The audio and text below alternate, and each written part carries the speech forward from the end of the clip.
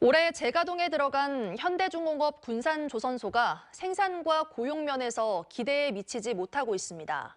현실은 이런데 직원 통근비까지 지자체가 부담하는 등 연간 100억 원 이상을 전라북도가 퍼주는 것으로 드러나 대기업 배만 불리는 게 아니냐는 비판이 나오고 있습니다. 전주문화방송 박혜진 기자가 취재했습니다.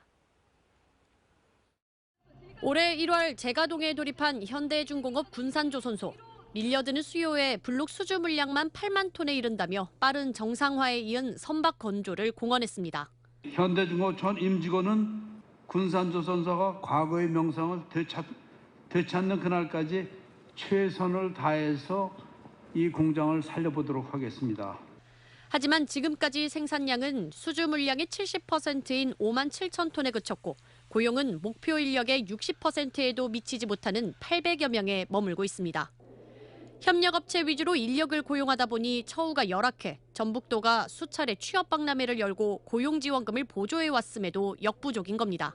해상 운송 물류비 그리고 인력 양성에 관련된 신중년 취업 지원 사업이랄지 군산조선소도 같이 서로 상호 협력하에 공이 똑같은 노력들을 기울이고 있다고.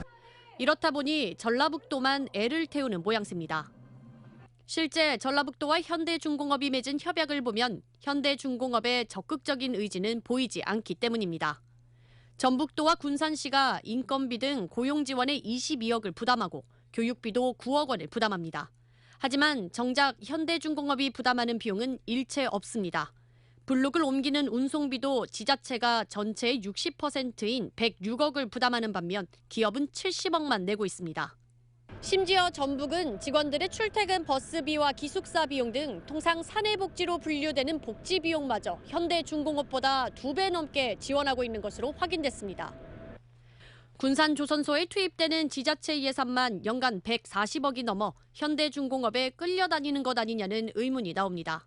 협력이 잘 안 된다고 봐야죠. 저희가 원래 전라북도나 군산시에서 조선소를 유치하자고 그랬지 이렇게 블록 공장을 할 줄 알았으면 이렇게 많은 예산을 지원할 필요가 없죠.